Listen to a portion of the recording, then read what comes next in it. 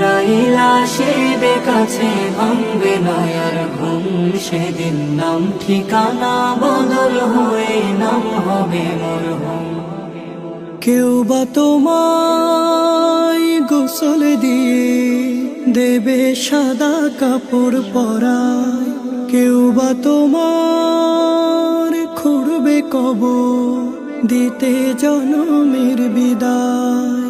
কেউ বা তোমায় গোসল দিয়ে দেবে সাদা কাপড় পরায়, কেউ বা তোমার খুঁড়বে কবর দিতে জনমের বিদায়।